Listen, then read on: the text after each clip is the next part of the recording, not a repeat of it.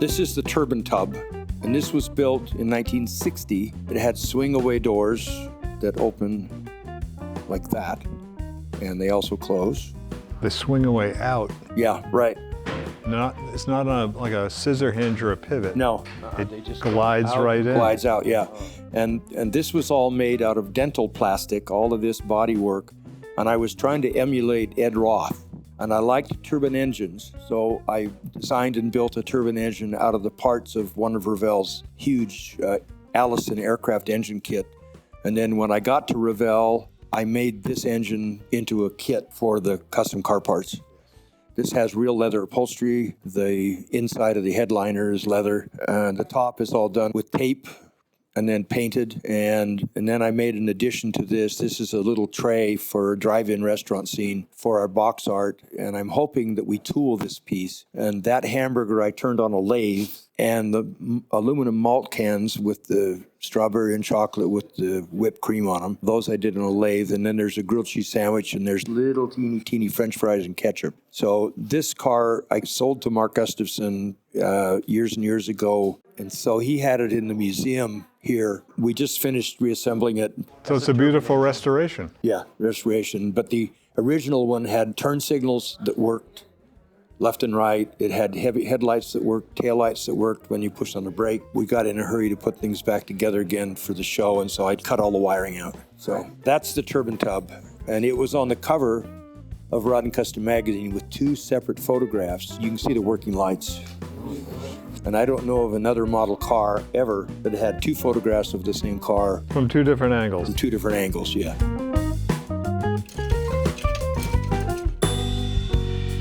We're at GSL. I'm with Jim Keeler. There's one location he's been to a lot. Jim, what's it like when you're at Bonneville and you walk out on that salt? At one time I went out there at 4:30 in the morning. There was no one else there. It was pitch black, see all the stars, absolutely gorgeous. And I decided to keep walking. So I walked for 4 miles until I was in the middle of the salt flats by myself. And out there, you can actually see the curvature of the earth in front of you. And it's like being on another planet. There's nothing like it. It's just an amazing feeling. I got interested in Bonneville as a kid. They started having the meets out there in 1949, and I heard them on the radio, and I saw about it in the newspaper. And you were growing up in the area, so it wasn't too far to go. Yeah, I grew up here in Salt Lake, and I wanted to go out there, and I could never talk my dad into doing it. And then my dad moved to Lindbergh Field in San Diego. I went with him, so I never got the opportunity to go on the salt, but every car magazine that had anything about the salt, I would buy it and read it, or I'd read it at the newsstand. And some of them were pocket size, and they were a quarter, so you could buy them and take them home and read them. And so I read everything I could, and I was just totally fascinated with the idea of getting in a vehicle and go as fast as you possibly can on the ground. And right now, that speed for a wheel-driven car, a little over 503 miles an hour. I left Revell in 1964-65.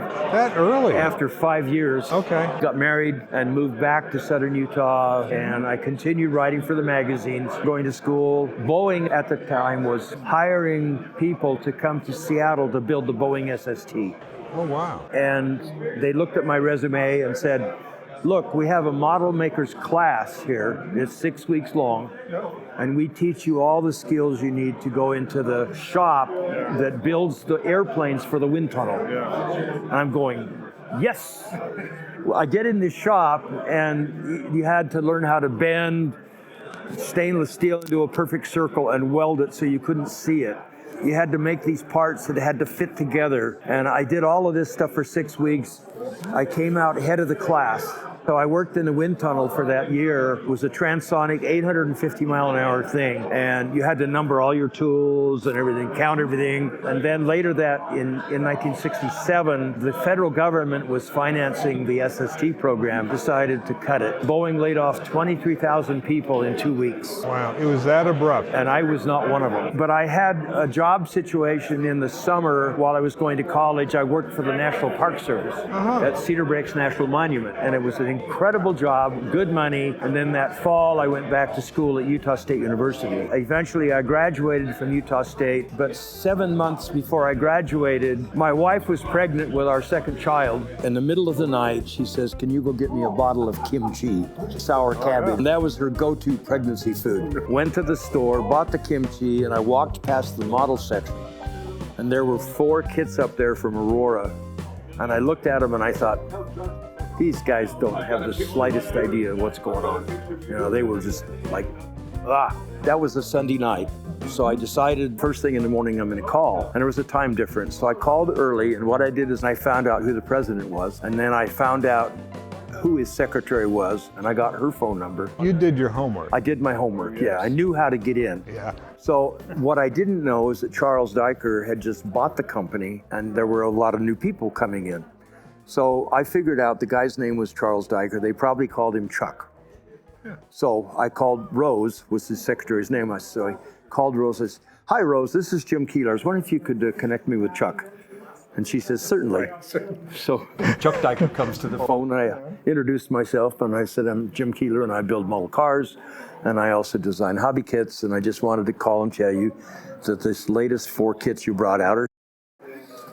And there was this 20 seconds of silence. There was nothing. But not a click. And not a click. And then finally he comes back on and says, "Who is this? Who is this?" So we talked, and in 20 minutes he said, "Can you be in New York on Thursday?" So cut everything off, cut the hair, all of this, everything went. Sure. Had to buy a suit. I didn't have one, a tie, a white shirt, shoes, socks, the whole, rigmarole. And then at Logan, Utah, where the school was, there was a travel agency that specialized in working with students. So they'd give you the tickets because you were going on a job interview. Well, I wasn't going on a job interview. I didn't know what I was going on. So they gave me the tickets. I got on the plane, flew to New York. I met Charles Diker and Rose. I talked with several people, and then they decided to take me over to R&D. Well, the guy that was running R&D is the guy who first invented and created the first plastic model car kits. So he took me over to R&D, and they had a new chassis for their model motoring cars. And I'd had experience at Revell with slot racing. He said, "So what could we do with this?" And so I made a suggestion to put 3 axle holes in there so you could have different cars, okay? Yeah. Because I was picturing that they were gonna do all of this, okay? And then I said, now we're gonna take the screws out. And I made a drawing. I said, this will be a snap together. So no screws in all the cars, they're gone. So they weigh less. And then I made a change on the armature, suggested a change, and they did all those changes. And then the next day, and they said, "We'd like to hire you as product manager of hobby kits, and here's what we'll pay you." I'm going, whoa. And they wanted me to leave school and come back now. And I said, no, I'm finishing school. So they said, fine, we'll pay you $500 a month to finish school. And this is $1969. Good deal. Yeah, good deal. I get back to Salt Lake, and then my wife has twins. This is the Spirit of America land speed record car that Craig Breedlove drove to 606.601 miles per hour in November of 1965. I was on the Salt with the car just before that, 58 years ago, and I've been wanting to scratch build this model since then. You can look in the air intake. I don't know whether you can see that. You can see the engine down inside of there, and that was a real mystery how to make that. It's made out of a material called wren shape, and all hand carved and formed. And I used actual templates from the real car. These are the drawings. All the build drawings. This shape right here is right there on the car. And I did hundreds of measurements of every dimension. Calculating every step. Every step. And that wren shape is really purely designed for what you're using it for. Yes, exactly. And being archival, too. Right. The tires are out of a funny car kit, and those are the only kit parts on here. I did get the Goodyear decals on. I had ordered decals, but they didn't make it here in time, so I don't have. So I'm displaying the model. It's being modeled just before it entered the paint shop to be lettered. Then I put, okay, the decals didn't arrive. So, tail fin is made out of wood, which I love working with. And then this has all been sanded down to 1,000 before I put any paint on it. In order to make this intake, this is the negative space of the intake here. And this is where it goes into the engine. This is where the air comes in. And then I had to make a mold, a top and bottom mold of this. And then I made these pieces here out of dental resin and sanded and shaped and everything. And there was a big hole in the body here. And then this all dropped in, and then I had to form all the rest of it over it. So those parts are forever entombed. I made them out of plaster, and then I made these out of dental resin that they used to make plates for people. And I first used that dental resin on the Turbine Tub. Way back then. And way back then. Pretty good. I'm glad you got access to it. And it was expensive then. It was $20 a bottle then. Wow. There's a liquid and a powder. And then when I went to buy the material to do this, it was $80 a bottle. Wow. So I got $80 worth of that. The Wren shape is $100 for that size of a block. It's used for machinists making prototypes of parts. It comes in different densities, and this one is soft. It cuts like butter. So I had to be really careful. So what I did was I put a strip of fiberglass down the top of this and a strip of fiberglass this wide on each side. And then I could use little curved pieces to put on my Bondo to form the curve. To form that so shape. that they were accurate, yeah. This was done in Seattle overnight for 2 nights from 10 o'clock at night till 9 o'clock the next morning. So cool to have access. Yeah, and I talked to Craig and he allowed me to do it. This is a picture of me putting the car. It caught fire, and I happened to be sitting next to the fire extinguisher, and the crew said, "You're going to put the fire out." And the car stopped, and Craig jumped out and ran because also the engine was over-revving, and we were afraid it was going to blow up. Well, I'm 6 feet from the car.